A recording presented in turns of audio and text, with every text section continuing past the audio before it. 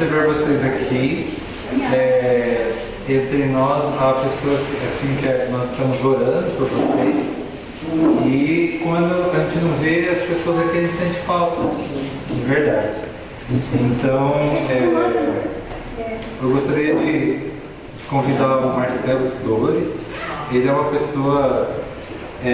vocês viram aqui o tema de hoje, juízo? Ele é da área de direito. Então, eu pensei, juízo, Marcelo, juízo, quase a mesma coisa. Então, é uma pessoa que pode falar desde uma perspectiva mais legal, né, desse assunto, né? E mostrar que tem a lógica por detrás do juízo de Deus e tudo. Claro, com a base bíblica que é o que manda, bem no fim das contas, né? Então, Marcelo, o tempo é teu. Deus te abençoe para alcançar as nossas mãos. Pai que estás no céu, nós te agradecemos, Santo Deus, pela oportunidade que o Senhor nos dá de estar aqui reunidos para estudar a Tua Palavra. E nós queremos pedir, Senhor, que o Teu Santo Espírito venha estar com a gente, ajudando-nos a entender o tema do juízo e como nós estamos envolvidos nesse assunto. E nós te pedimos, Senhor, que Tu esclareça as nossas dúvidas e nos faça entender, Senhor, o que a Tua Palavra tem a nos dizer hoje. Usa o Marcelo, Senhor, o Teu Filho, para alcançar nossos corações com a Tua Palavra. Em nome do Filho amado Jesus. Amém. Amém. Boa noite, pessoal. Quando vocês pensam em juízo, a televisão ensinou a gente a pensar em juízo dessa forma aí, né? Aí, estava montando esse slide para dar uma foto bem catastrófica para começar, porque é assim que o mundo pensa que é juízo, não é? Vocês conseguem enxergar daí? Então, quando as pessoas pensam em juízo, pensam em julgamento final, pensam em Deus executando o juízo, as pessoas imaginam algo assim, né? Terra arrasada, né? Uma coisa bem catastrófica, uma coisa bem impactante. É impactante, mas não é isso que Deus pensou, não é isso que Deus revelou na sua palavra, na Bíblia, quando Ele tratou desse assunto do juízo. E as pessoas têm muita dificuldade, inclusive, em pensar em juízo, porque tem uma falsa percepção do caráter de Deus. Fala, como é que um Deus de amor pode ser um Deus de juízo? É porque o juízo de Deus é amor. É diferente do nosso. O nosso juízo é uma justiça defeituosa, né? Uma justiça com um quê de pecado impregnado. Mesmo a nossa justiça humana, ela é muito ruim, né? A gente estava conversando ali sobre justiça agora há pouco. E a justiça humana nunca foi tão ruim, né? Especialmente a brasileira. Não sei nos outros países, mas a brasileira é muito ruim. E porque ela é impregnada pelo pecado, pelos interesses. E Deus não é assim. A justiça de Deus é impregnada pelo amor. Deus ele tem um caráter completo, onde as coisas não se dissociam uma das outras, né? Você não pode pensar assim, Deus é amor, mas Deus é justo. Não, Deus é amor e Ele é justo. Então as coisas são todas juntas, elas não são separadas, né? Então quando a gente fala em juízo de Deus, é Deus executando amor, por mais que isso possa parecer estranho para nós, e inclusive em alguns atos de Deus, a Bíblia mesmo fala isso, mesmo sendo um ato estranho de Deus, executar o seu juízo, mas que é necessário para que o amor seja restabelecido. Então, fases do juízo é o nosso tema dessa noite, né? A Bíblia nos ensina sobre as fases do juízo de Deus, né? E a gente vai ver que há uma fase que é chamada de investigativa, há uma fase que é chamada de judicativa e há uma fase que é chamada executiva. Por acaso é muito parecido com o nosso processo, né? Os processos na justiça humana, na brasileira, e acredito que no direito comparado em outros países também, ele se estrutura dessa forma. Há uma fase onde você apresenta o seu pedido, né? A parte contrária faz a sua defesa, as duas partes produzem provas, né? Isso é o que a gente pode chamar de fase investigativa, onde está se avaliando aquilo que está ligado àquela questão que está em juízo. Passada essa fase de apresentar seu pedido, de apresentar sua defesa, de fazer as provas, você tem uma fase judicativa, que é quando o juiz olha para todos esses elementos e profere uma sentença, né? Vai dizer se tem direito, se não tem direito. Então é o que a gente chama de fase judicativa. Passada a fase judicativa, você tem uma fase executiva. E o que é a fase executiva? É fazer com que aquela sentença, aquele juízo, aquela conclusão a que se chegou, que ela tenha eficácia, né? Que ela passe de ser algo apenas teórico para ser uma coisa prática, uma coisa que se impõe, né, no mundo do direito e que se impõe na realidade em função da ação de Deus. Então, cada fase dessa é marcada por um acontecimento na Bíblia. Ela tem uma lógica cronológica na palavra de Deus. A fase investigativa, a fase judicativa e a fase executiva. Ela vai se estabelecendo na história do mundo, desde o seu início até o seu final. E é isso que a gente vai ver aqui. Mas a pergunta que fica o que a Bíblia diz sobre juízo? Será que a Bíblia fala sobre juízo? Vamos ler alguns versos aqui, ó. Olha lá, Eclesiastes 3,17 diz assim, ó: eu disse no meu coração. Deus fará o quê? Julgará. Deus julgará o justo e o ímpio, os dois. Porque há um tempo para todo propósito e para toda a obra. Antigo Testamento, Eclesiastes, Salomão. Vamos lá, outro verso mesmo de Eclesiastes, ó, capítulo 12, agora, verso 14 diz: porque Deus ao que fazer o quê? Trazer a juízo toda a obra. Deus vai analisar todas as coisas. Fase investigativa, né? Deus está avaliando as provas, Deus está avaliando as coisas que estão registradas, como se comportaram os seus filhos, né? E é tudo que está encoberto, seja bom, seja mal. Deus está de olho, está com o seu olhar sobre todas as coisas. Ah, Marcelo, mas é Antigo Testamento. Tem gente que tem ainda essa percepção de que o Deus do Antigo Testamento é diferente do Deus do Novo Testamento, mas eles são o mesmo. Então o Novo Testamento lá em Atos 17 vai dizer assim, ó: porquanto tem determinado um dia em que com justiça há de julgar o quê? O mundo. Por meio do homem que destinou. Olha que interessante o que ele vai dizer aqui. E disse, deu certeza a todos, ressuscitando dentre os mortos. Deus vai executar juízo no mundo, e Ele vai executar juízo no mundo através de alguém. E a gente vai ver isso lá em 2 Coríntios 5,10, que diz: porque todos devemos comparecer ante o tribunal de quem? De Cristo.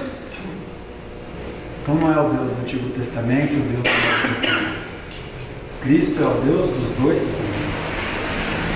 No Eclesiastes ele diz que tudo virá a juízo, e o tribunal que se estabelece no Novo Testamento é o tribunal de Cristo, não é? Para que cada um receba, olha que esse texto é parecido ali com Eclesiastes 12, 14, né? Para que cada um receba segundo o que tiver feito por meio do corpo, ou o bem, ou não. Eclesiastes parecido, não é? Então a Bíblia me parece que deixa muito claro que haverá o quê? Um juízo, que haverá um momento de julgamento, que haverá um momento em que Deus trará todas as obras, as nossas obras, sejam elas boas, sejam elas más, a análise do julgamento do tribunal divino. Quando isso vai acontecer? E aqui eu vou fazer assim, ó, pessoal, vou colocar um pezinho e vou voltar, porque não é o tema dessa noite, tá bom? Vocês cobrem esse tema daquele senhor que está sentado ali, do seu Flores, e do pastor Rafael que está dando risada, mas cobrem dele também. Quem ainda não estudou esse tema tem que estudar. Eu só quero dar uma passadinha por ele para não ficar desconectado do que a gente está estudando, do momento que a gente está vivendo e de que momento que esse juízo acontece, ok? Mas, mais uma vez, eu vou fazer assim, ó, vou colocar um pezinho e vou tirar. Vocês vão ter que acreditar um pouquinho em mim e cobre deles para eles provarem para vocês depois. Quando que acontece então o juízo? Daniel, Lá em Daniel capítulo 8, verso 14, lá diz assim, ó. E ele me disse, até 2.300 tardes e manhãs, e o santuário será purificado. Se você ler a Bíblia com atenção e prestar atenção lá no comecinho do Antigo Testamento, você vai ver que havia um santuário que Deus mandou fazer na terra. Esse santuário ele foi feito, e Hebreus diz que ele foi feito como a partir de um modelo. E esse modelo está no céu.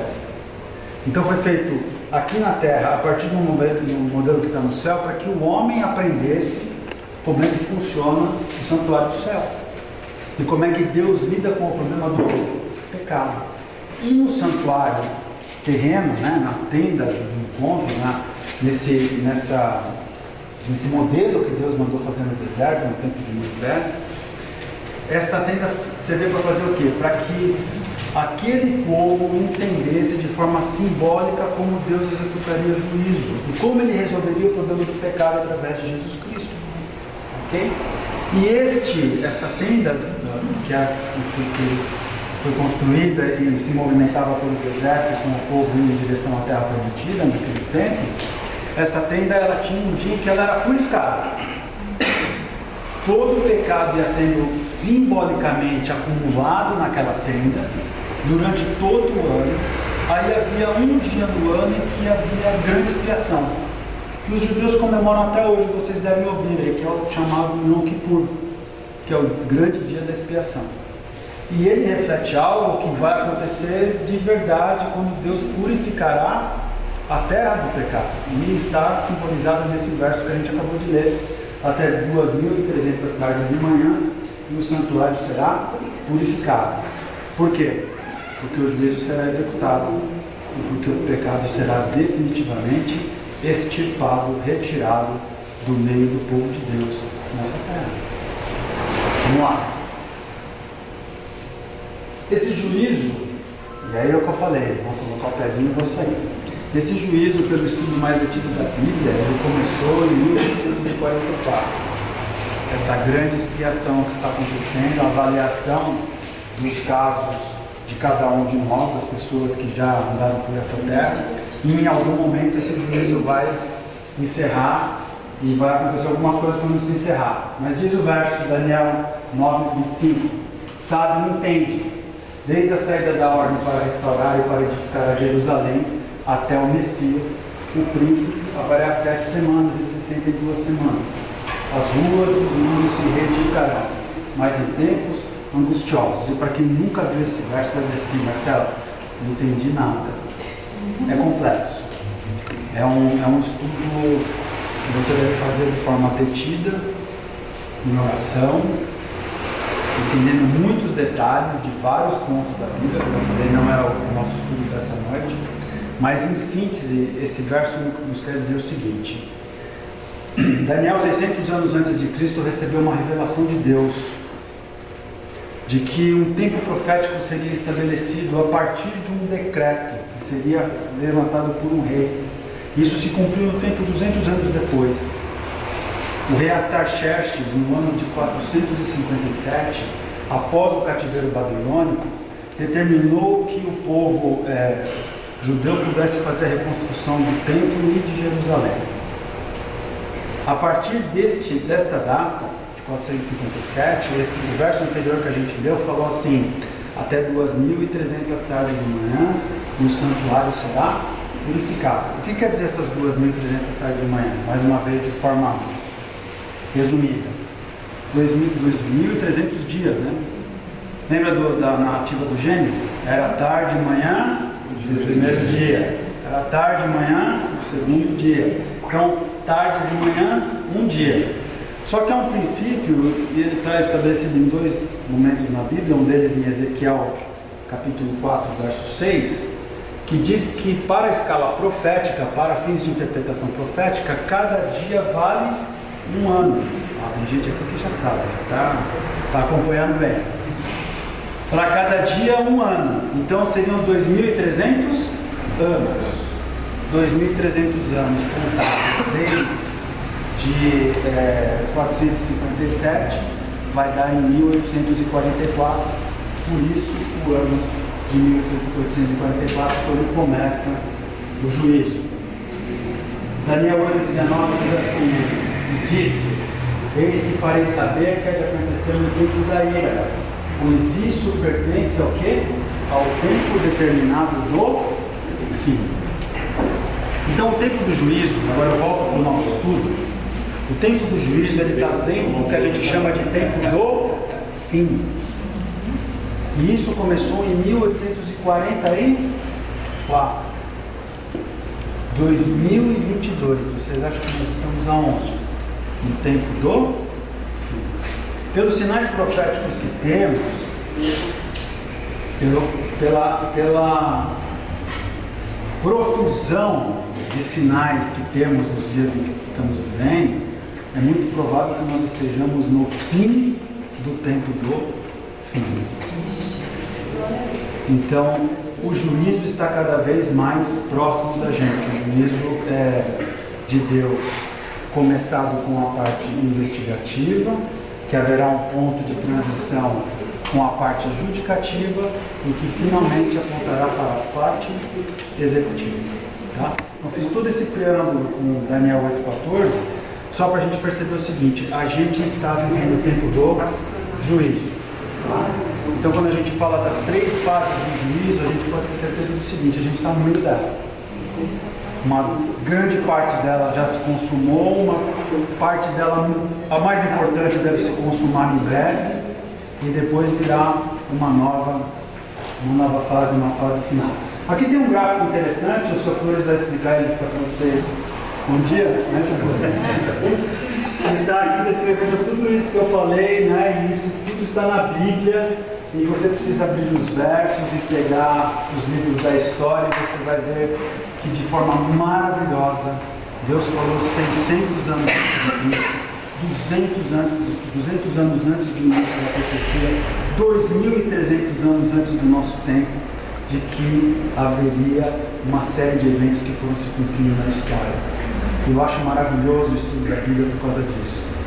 O que me fascinou quando eu comecei a estudar a Bíblia é o fato de que eu abria a Bíblia, especialmente a profecia, eu abria os livros da história e os livros de história confirmavam aquilo que Deus falou que ia acontecer.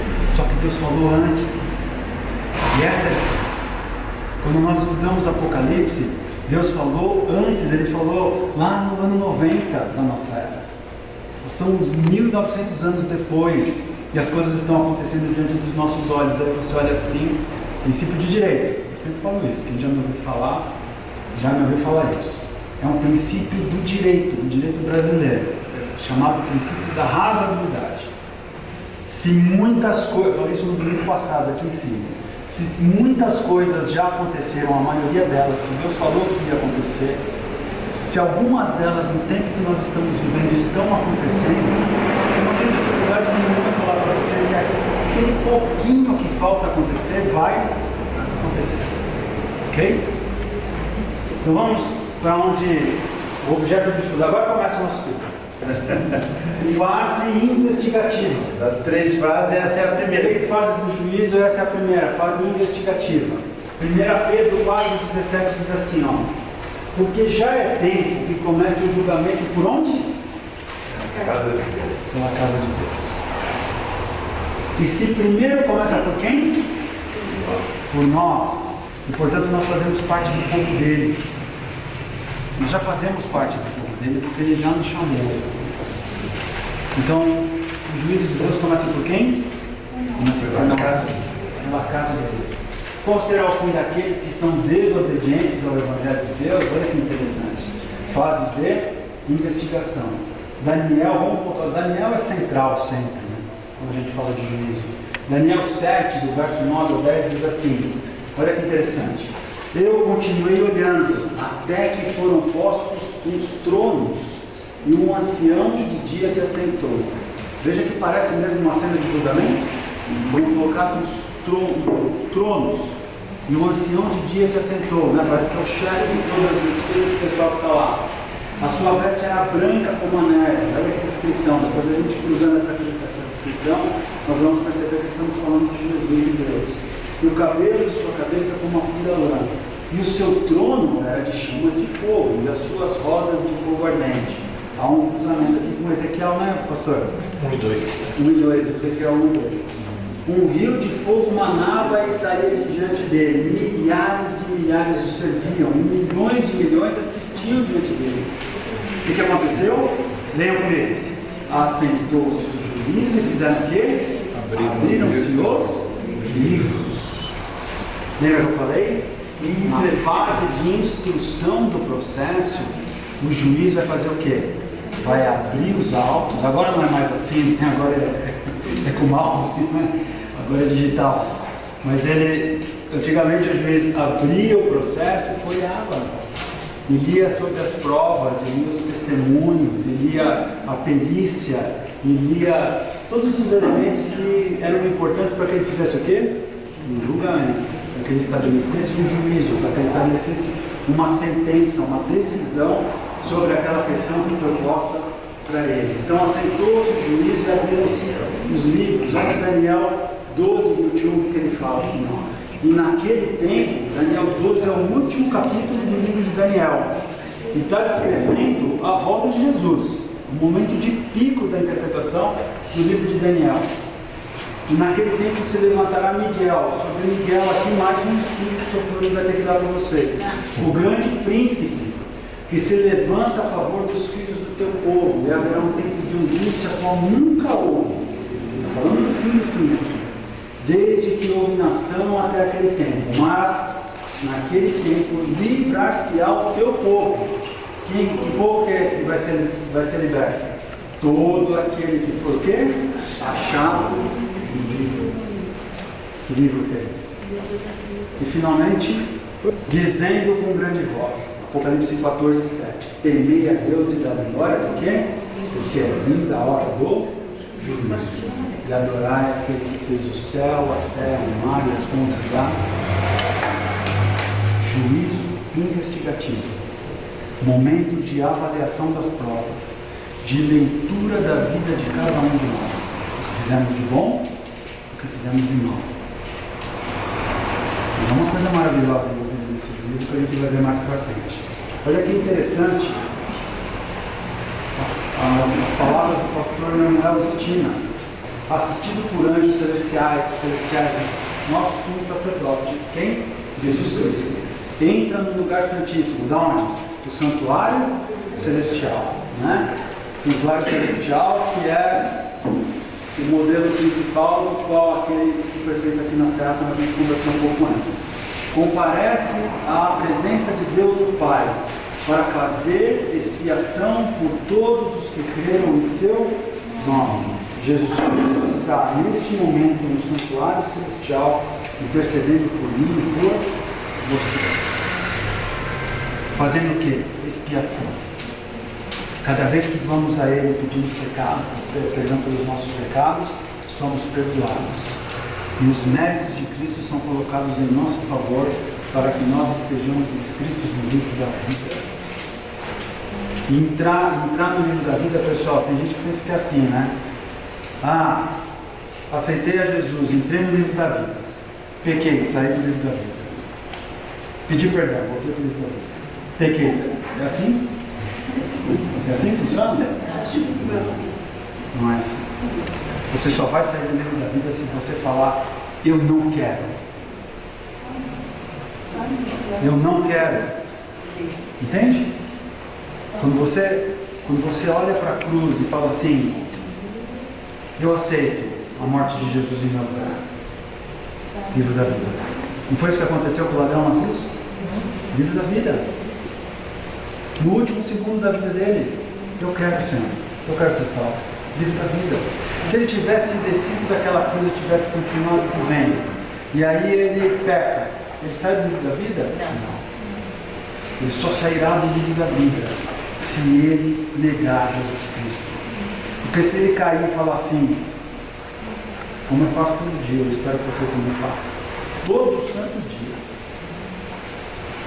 pisei na bola de novo, Senhor, mas eu sinto vergonha de mim, de tanto que eu peco.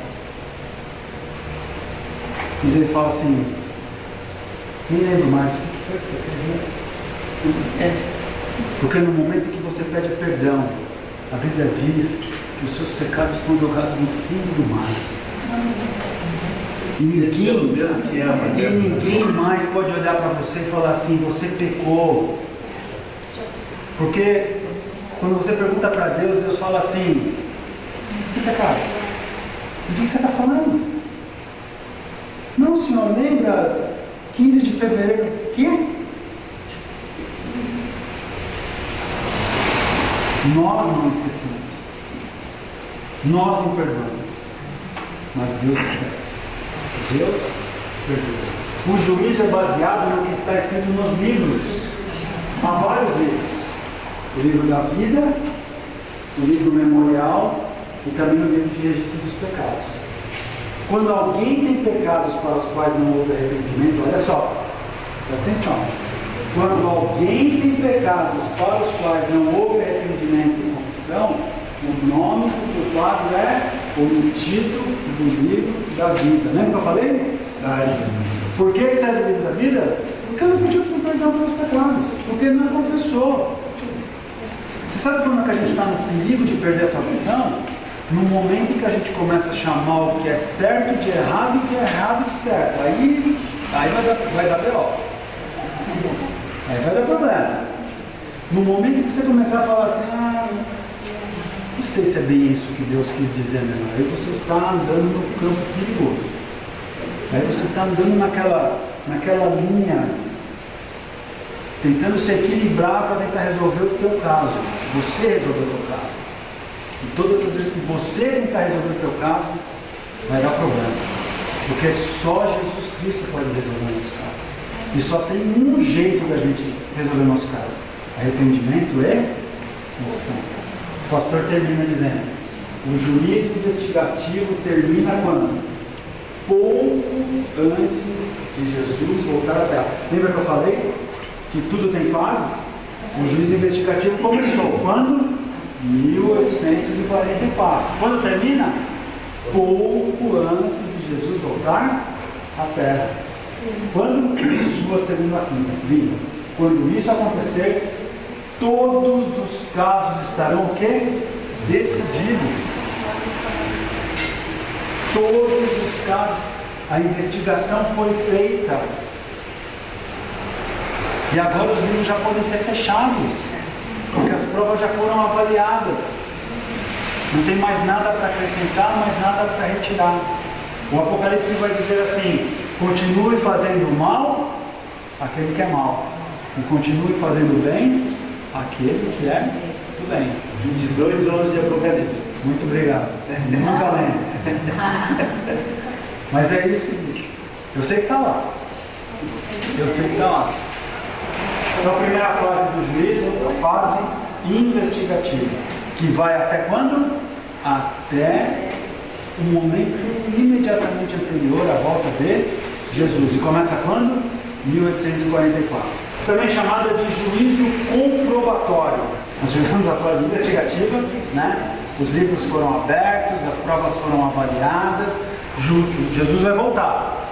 Aí vão acontecer algumas coisas nessa fase chamada judicativa, nessa fase chamada comprobatória. Então, alguns elementos estão envolvidos aqui nessa fase. Um dos elementos envolvidos nessa fase são quem? Os justos. Quem são os justos? Aqueles que aceitaram o favor divino, aqueles que se arrependeram dos seus pecados e os confessaram, aqueles que entenderam que os seus pecados só podem ser resolvidos através de algo que está fora deles. E quem que está fora deles? Jesus Cristo. Porque Jesus Cristo está em nós e sobre nós, mas Ele não nos pertence. Jesus não está na cadeira, Jesus não... Né? As pessoas pensam que porque Ele é onipotente, Ele está nas coisas. Isso é chamado de panteísmo. Jesus, Ele é onipresente, Ele está em nós porque nós o chamamos a habitar na nossa mente e no nosso coração. Através do Espírito Santo. Através do Espírito Santo. E através do nosso livre-arbítrio. Porque Deus é um gentleman. Ele não nos invade no sentido de quebrar as nossas existências do ponto de vista do seu livre-arbítrio, daquilo que você quer. Agora, se você der uma frestinha, ele vai passar, ele vai entrar, ele vai modificar, tudo vai modificar tudo a seu favor. Então, nós vamos ter pelo menos 4 elementos no momento que Jesus voltar. Quando Jesus voltar nessa fase chamada de fase judicativa, ele vai encontrar os justos nessa terra. E veja só o que diz Apocalipse 20, do verso 4 até o verso 6. E vi tronos e assentaram-se sobre eles, e foi-lhes dado o poder de julgar. E vi as almas daqueles que foram degolados pelo testemunho de Jesus e pela palavra de Deus, e que não adoraram a besta, nem a sua imagem, e não receberam o sinal em suas testas. Jesus está falando de quem? Dos justos. Os justos têm algumas características. São almas que foram, de alguma forma, participaram do sofrimento de Cristo nessa terra. Aceitaram participar do sacrifício e do sofrimento de Cristo nessa terra. São almas que não, são vidas que não adoraram a besta. Ou seja, que não titubearam em ficar do lado do inimigo. E são testemunhas que não receberam o sinal, que não compactuaram com o inimigo de Deus e não se dobraram às exigências do inimigo de Deus. E viveram e reinaram com Cristo durante 1000 anos. Esse período de 1000 anos também é um outro estudo, veja todos os estudos, né? As pessoas acham que é fácil encontrar Deus. E do ponto de vista de que você olha para a cruz e Deus vem em sua direção e fala, vem. Mas Deus exige de nós algo chamado dedicação, fidelidade, compromisso, que é algo antinatural para nós. Nós temos dificuldades com isso. Nós temos dificuldades com ler a Bíblia. Nós temos dificuldades com estudar a Bíblia. Mas Deus nos convida para esse exercício de andar juntos, para conhecê-lo de fato.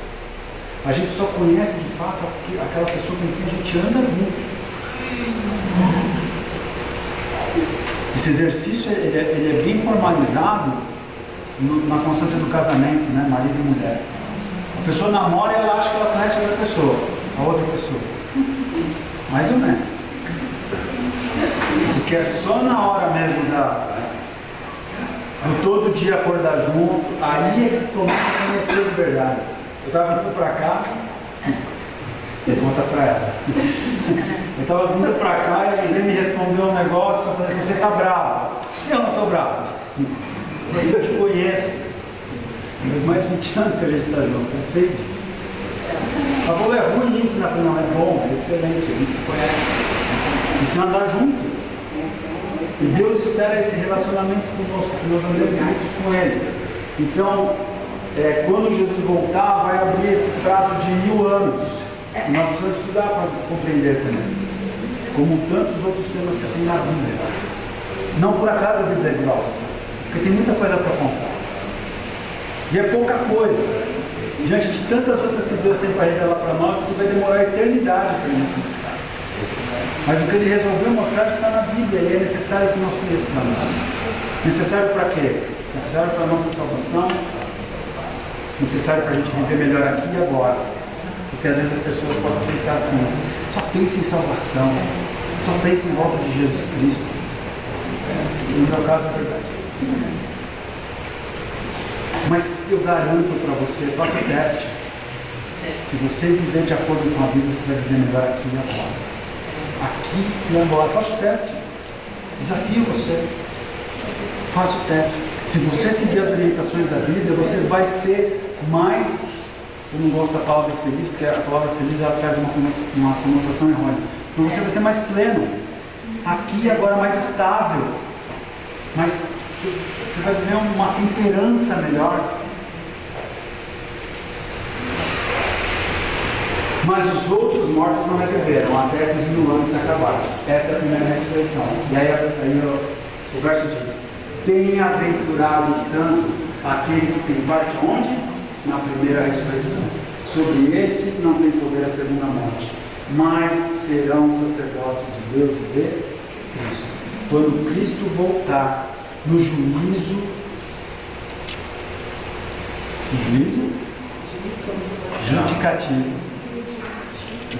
Jesus se encontrará com os justos e esses reinarão com Jesus Cristo. Ele vai encontrar também com os ímpios. Quem são os ímpios? São os que não aceitaram o favor divino. O que difere um justo de um ímpio? Né? Porque o justo faz tudo certo e o ímpio faz tudo errado? Não. Essa pergunta é Não. Se for pelos atos, os dois são exatamente iguais. Quando Deus olha lá de cima, assim, é caminhão de ganancia, pessoal. É tudo igual. É tudo igual. Tem umas cabecinhas mais para cima, assim. A do seu Flores, por exemplo, está um pouquinho mais para cima. Entende? Porque ele tem muito relacionamento com Deus. Por isso. Só por isso. Mas o que nos difere entre justos e ímpios é Jesus Cristo, é só Ele. Não é porque eu sou mais bonzinho. Marcelo Flores não é mais bonzinho que ninguém. Entende? Sem Jesus Cristo nós somos todos iguais. Nós somos capazes de fazer as mesmas atrocidades. Eu lembro, há muitos anos atrás, ainda quando eu estava em São Paulo, bem na época daquela tragédia daquele casal que jogou a sua filha, a Isabela, pela janela. Vocês lembram disso? Vocês lembram disso? Naquela semana eu tive a oportunidade de dirigir ali a lição de escola sabatina e o pessoal ficou com o olho desse tamanho assim, quando eu falei assim, pessoal, não se engane, o que há neles é em vocês. E qualquer um de nós seria capaz de fazer, eu não sou. Fala isso. Porque dependendo da temperatura e pressão, qualquer um de nós é capaz de fazer uma atrocidade. Qualquer um de nós. Eu vou dar um exemplo muito básico para vocês. Muito básico, vocês vão entender o que eu estou dizendo. Para quem dirige, tomou uma fechada, dependendo da situação, você tem vontade de descer do carro e socar outra pessoa. Se você tiver alguma coisa na mão, porque é da nossa natureza. Porque nós precisamos cuidar disso. E uma das formas, e a melhor forma, e a forma definitiva de cuidar disso, é se colocar debaixo da mão de Deus. Então, quando Jesus voltar, ele vai encontrar também os ímpios. E Lucas 17, verso 30 diz assim: e como aconteceu nos dias de Noé, assim será também nos dias do Filho do Homem. Comiam, bebiam, casavam, davam-se em casamento, até o dia que Noé entrou na arca e veio de dilúvio e consumiu a todos. Como também da mesma forma aconteceu nos dias de Ló. Comiam, bebiam, compravam, vendiam, plantavam, edificavam. São coisas ruins? São coisas ruins? Qual que é o problema aqui então? É o que eles estão fazendo? O que é, Madi? É que eles só faziam isso, né? Eles estão distraídos. Colocaram o coração deles nas coisas e esqueceram de entrar na arca, da arca. construir uma arca. Entende? Não são coisas ruins. Então, quando Jesus voltar na fase do juízo justificativo, do juízo de confirmação, Jesus vai encontrar os salvos, Jesus vai encontrar os ímpios, né? Vai encontrar aqueles que aceitaram o favor divino com a salvação e aqueles que falaram, eu não quero. Eu não quero. E Deus vai respeitar a vontade de cada um deles. Deus vai encontrar também a terra, Jesus vai encontrar a terra. Em Jeremias 4, 23 a 27 diz assim: observei a terra e eis que era sem forma e vazia. Olha que referência aqui ao Gênesis, né? Também os céus e não tinham luz. Observei os montes e eis que estavam tremendos e todos os outeiros estremeciam. Observei e eis que não havia homem algum.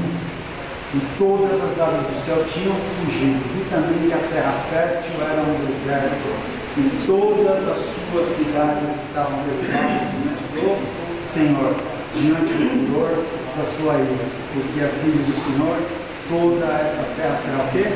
Assolada. De todo, porém, não há justos. Quando Jesus voltar, ele vai encontrar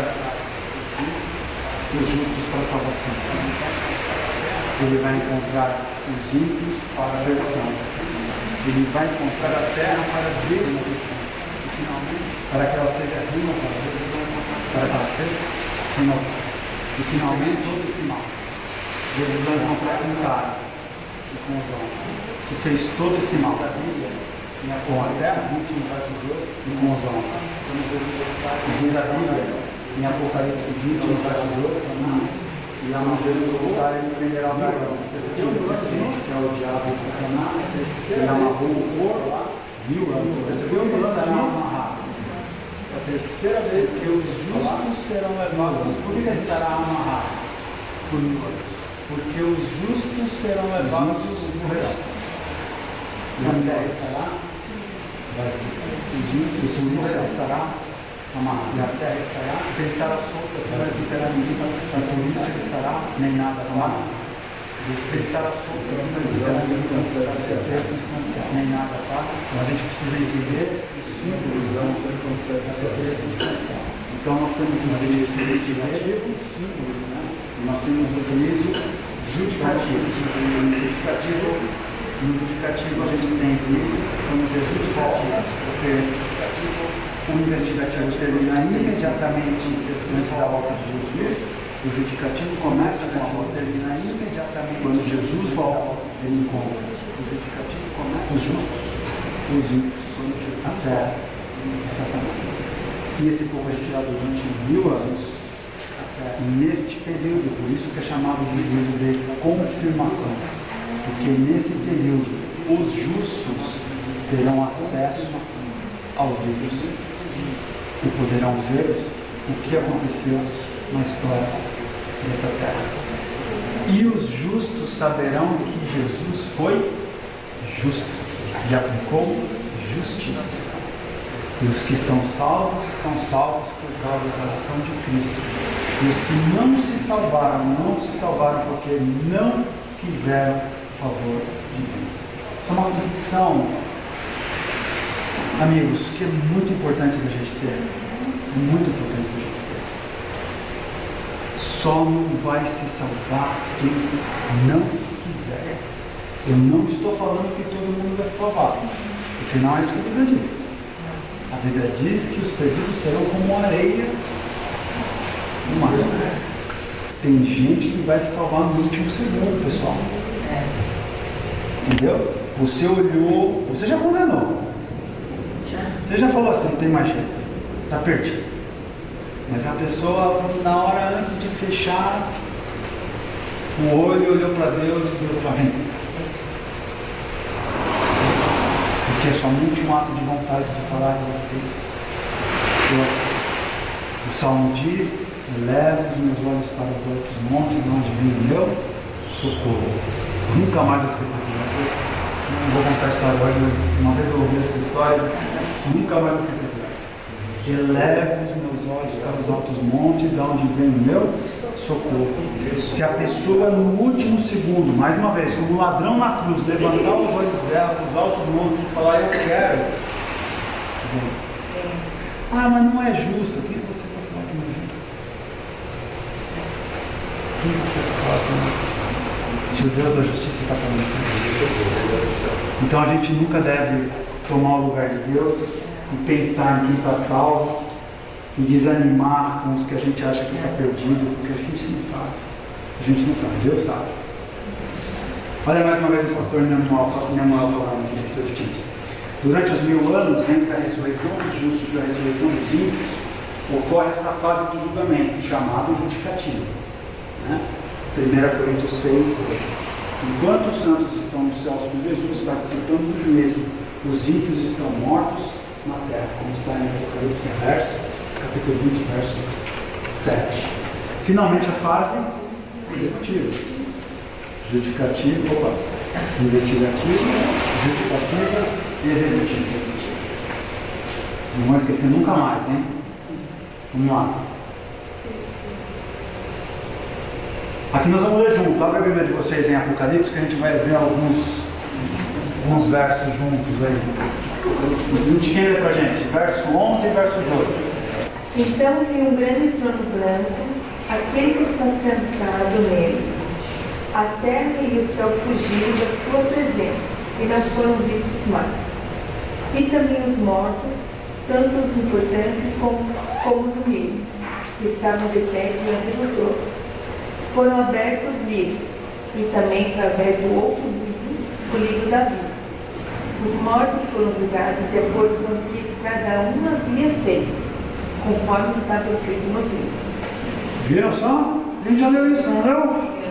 Daniel, não foi? Os tronos, o trono, Deus está sentado no trono, os livros são abertos pro juízo. Pro juízo. Qual juízo agora? O juízo executivo. O tribunal de Deus está montado para encerrar o ciclo do pecado nessa terra, para encerrar o ciclo do mal. Querido, você não sonha com o encerramento do ciclo do mal? Diz para mim. Leva essa pergunta para a sua cama hoje. O quanto eu sonho com o fim do ciclo do mal? A gente vive numa bolha, sabe? Alguns, né? Eu sei. Não posso falar com todos, posso falar comigo. A gente vive numa bolha. Mas tem muita gente sofrendo, pessoal. N coisas. É um egoísmo a gente pensar assim, é bom para mim. Porque está ruim para muita gente. Em vários aspectos. Os mais terríveis. A gente está vivendo uma guerra, pessoal. Não é assim? A China, Xangai, as pessoas estão presas em casa. Já faz Fome. passando fome, se jogando do prédio. Eu vi gente se jogando do prédio. Nossa, Covid de novo lá, né? Covid de novo lá. E é por isso que a gente tem que ter essa visão, essa percepção de que esse mal precisa terminar. No tribunal de Deus, então, a gente viu que está posto. E se há um tribunal, e se há um processo, e se há um julgamento, tem que ter um negócio chamado lei, sabe? Sabe por que tem lei? E por que tem a lei de Deus? A primeira coisa que tem a lei de Deus é para nos proteger de nós mesmos. A lei de Deus nos protege. Eu adoro a figura que o pastor Ranieri Salles faz, que eu ouvi uma vez no sermão, já há muitos anos atrás. Ele fala assim: a lei no cercadinho que está em volta de nós. Mas é um cercadinho com uma característica muito interessante, porque ela não nos limita, ela nos protege. Porque aonde nós vamos, o cercadinho vai vir. Entende? Você não está limitado. Você não está limitado. Você pode ir para onde você quiser. Você é livre. O apóstolo Paulo vai dizer assim: todas as coisas me são lícitas, mas nem todas as coisas me convêm. Para onde eu vou, o cercadinho vai comigo. Para me limitar? Não, para me proteger. Diga. Eu não tinha pensado que o cercadinho está me acompanhando dessa maneira. Paulo vai repetir essa ideia em Hebreus. Exatamente. E segundo o verso de Tiago que está ali, depois vocês anotem e verifiquem, ali o Tiago vai dizer assim que nós seremos julgados segundo a lei da liberdade. E aí ele cita alguns mandamentos de Deus. Portanto, nós teremos como parâmetro do nosso julgamento a lei de Deus. Qual a lei de Deus? A única. Êxodo 20, Deuteronômio 5. Se você prestar atenção, todos eles vão desabar os 10 mandamentos. Quando você quebra alguma vontade de Deus que está fora dos 10 mandamentos, pode ter certeza que de forma secundária você está quebrando um mandamento. Pode ter certeza. Nem que seja o amar a Deus sobre todas as coisas. Né? Nem que seja o amar a Deus sobre todas as coisas. Mas você vai estar quebrando o mandamento de Deus. Vamos então ao que diz agora Apocalipse. Ao término do juízo, agora a gente já está falando do fim, né? Diz assim: o término do juízo que ocorre durante o milênio acontece nos seguintes eventos. Então vamos lá, abra sua Bíblia aí. Apocalipse 21, verso 2. Quem que lê? Vi também a cidade santa, a nova Jerusalém, que desceu do céu, da parte de Deus, ataviada como noiva adornada para o seu esposo. Perfeito. O que acontece então? No momento em que virá o juízo executivo, a nova Jerusalém vem para a terra. Ao final do milênio, a nova Jerusalém, descrita em Apocalipse 21, vem para a terra junto com os justos, junto com Jesus Cristo. Apocalipse 20, verso 5.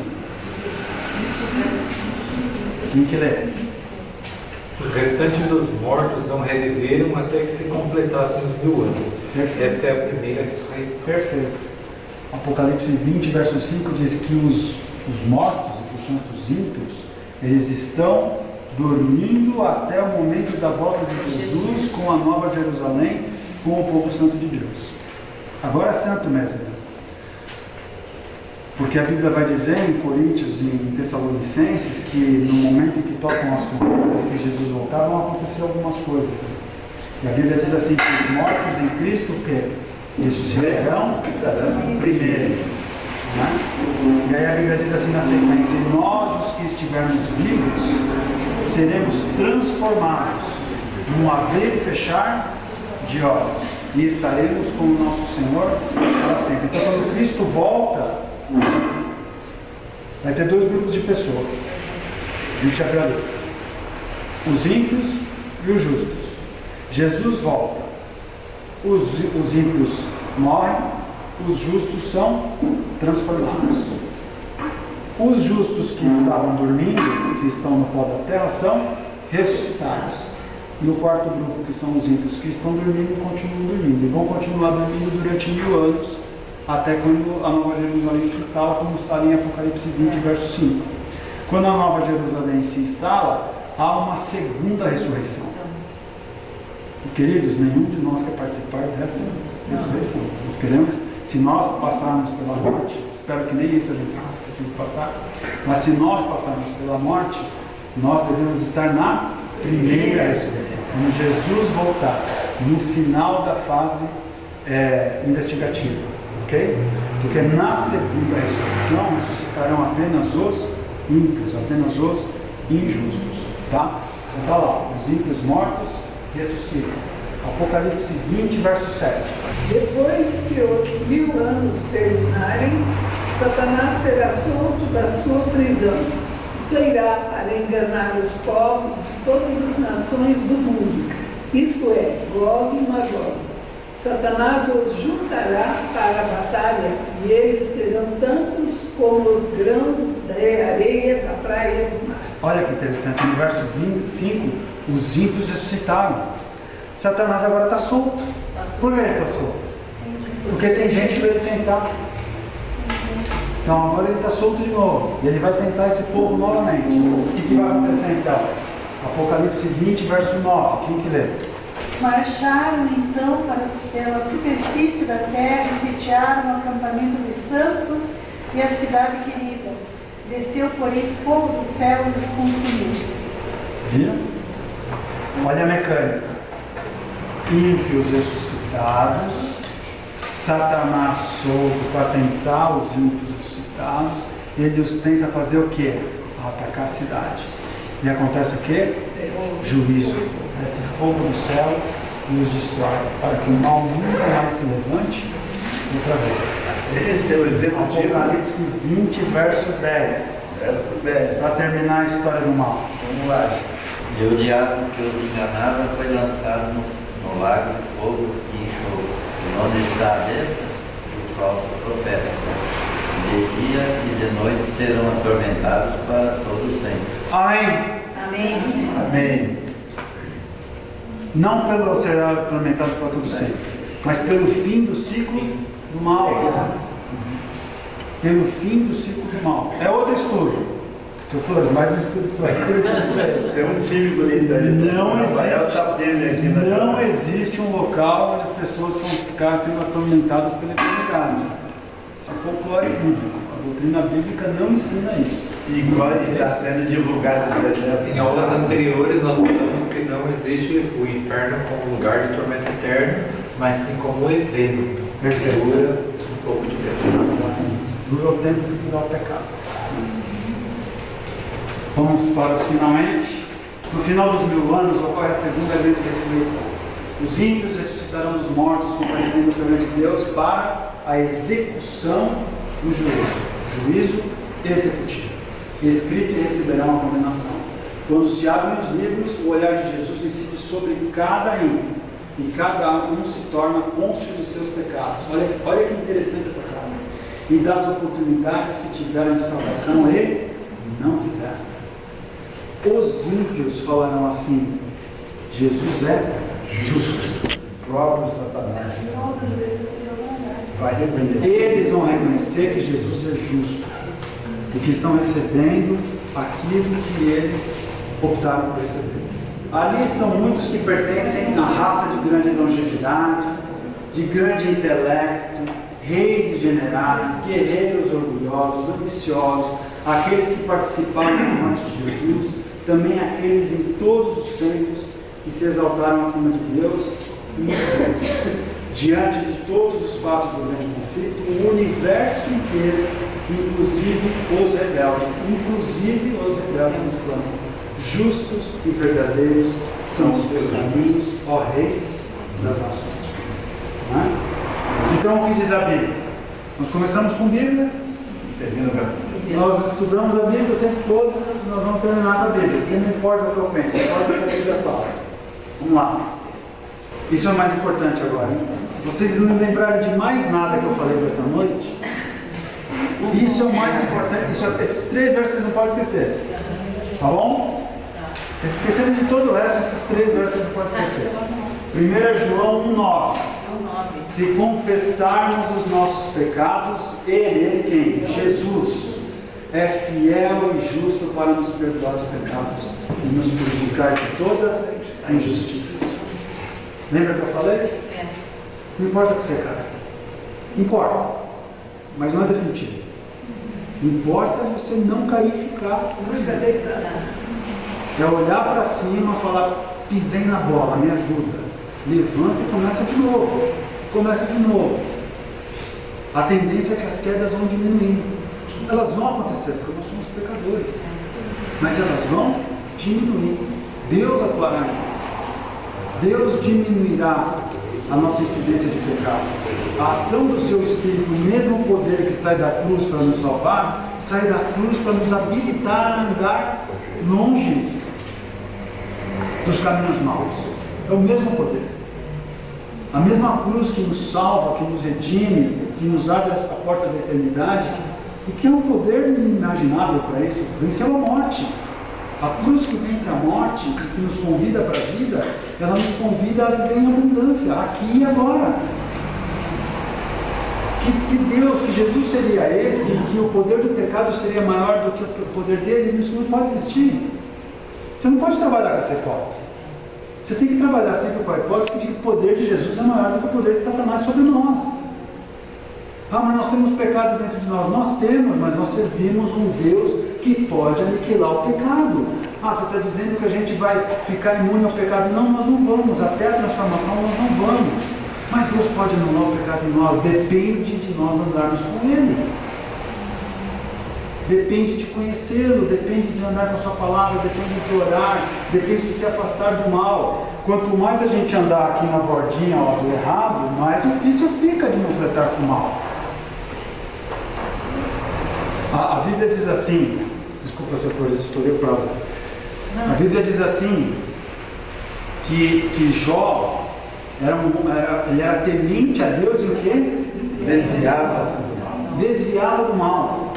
Mais uma vez o pastor Ranieri, ele diz assim, que Jó via o pecado lá no fundo do salão, ele falava assim: para mim lá não é legal, legal para lá. Aí, mas a gente faz assim, fala: se eu for até a primeira pilastra, não é assim que a gente faz? Vai dar problema. Vai dar problema. Jó era justo e se afastava do mal. Ele andava para o outro lado, o problema está lá e eu vou para lá. E aí Jesus vai nos ajudar. Mas se a gente quer andar perto da borda, fica difícil. Fica difícil. Verso 2: Meus filhinhos, ainda o João, estas coisas vos escrevo para que não pequeis. E se alguém pecar, temos um advogado. Nós temos o advogado e o juiz.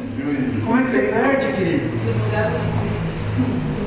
O advogado é o juiz. Nós temos o advogado e o juiz. Imagina se eu tivesse o juiz, eu ganhava todas, mas não é. Eu perco. Mas nós temos um advogado e o juiz. Qual é a chance de dar errado? Só se a gente quiser. Só se a gente quiser. Nós temos um advogado para com o Pai, Jesus Cristo, o justo. Finalmente, no Evangelho de João, capítulo 3, verso 18, diz: quem crê nele, o quê? Quem crê nele, o quê? Mas quem não crê já está condenado, porquanto não crê no nome do unigênito Filho de Deus. Aqui é um problema, pessoal. A gente precisa tomar cuidado com as traduções de Bíblia.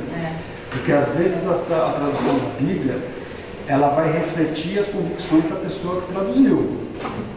A Bíblia nunca é afetada no conjunto das suas crenças, né? Mesmo as versões mais modernosas que a gente tem. Mas a gente precisa tomar cuidado com os conceitos. Há algumas Bíblias que dizem assim: quem crê não entra em juízo. A tradução mais adequada é essa daqui: quem crê não é condenado.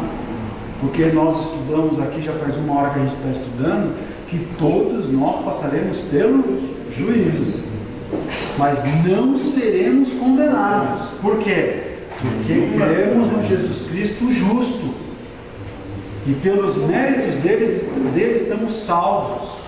Ele nos justifica porque ele já pagou o preço, e se ele já pagou o preço, eu não posso ser condenado de novo para pagar o preço, porque ele já pagou por mim. O diabo olha e fala assim: não, ele é meu. Não, ele não é seu. Ele é meu, porque ele aceita que eu paguei o preço. Jesus Cristo falando para o diabo: eu paguei o preço, porque eu paguei o preço, ele está salvo. O diabo o pai nem vê a gente, porque Jesus está na frente. E Jesus olha e fala assim: Pai, ele é meu, ele me aceitou, ele me pertence, ele não será condenado. Ele entra em juízo, mas ele não será condenado. Tá bom? Então vamos. Leiam comigo. Como Deus escolha para ele os problemas, crendo que terá a solução ideal para o dia. Amém? Amém. Confio em Jesus como meu intercessor e advogado. Ele escolho levar a ele meus problemas, crendo que terá a solução ideal para a minha. Se nós assim vivemos, o juízo para nós é apenas conhecimento do que vai acontecer. Mas para nós não é um caso. Ao contrário, para nós é esperança. Lembra da primeira cena? Lembra daquele mundo desolado que a gente viu no primeiro slide? Sim.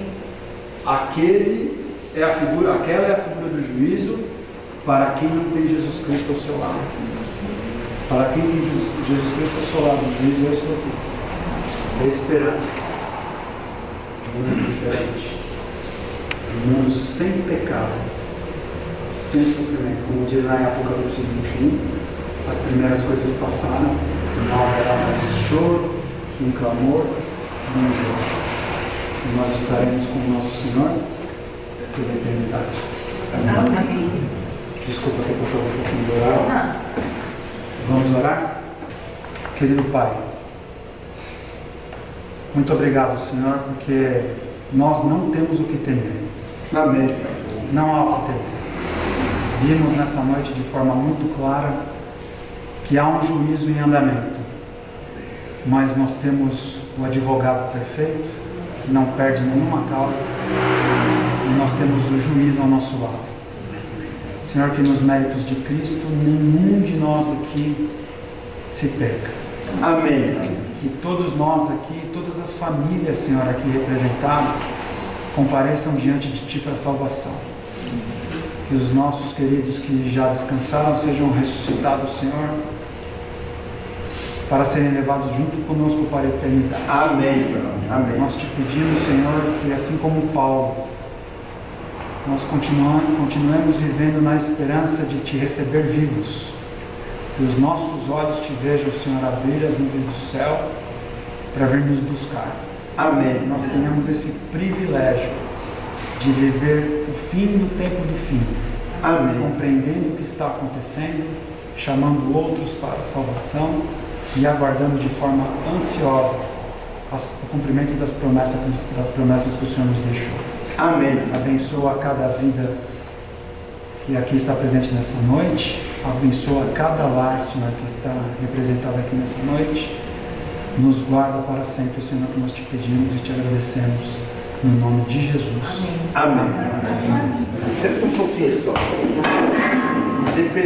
Essa parte não estava combinada. Uma pergunta. Não estava combinada. Para você defender alguém de um tribunal, o que essa pessoa que precisa dessa defesa tem que te passar? Procuração. Gente, dê essa procuração para Jesus.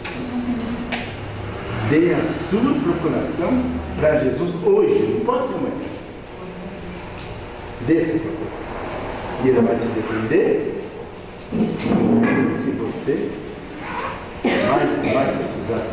Tá, que Deus abençoe a todos. Até na próxima terça-feira, se Deus assim nos permitir. E vamos dar a procuração para esse advogado. Ele não perde a causa se nós não entregarmos para ele. Deus abençoe.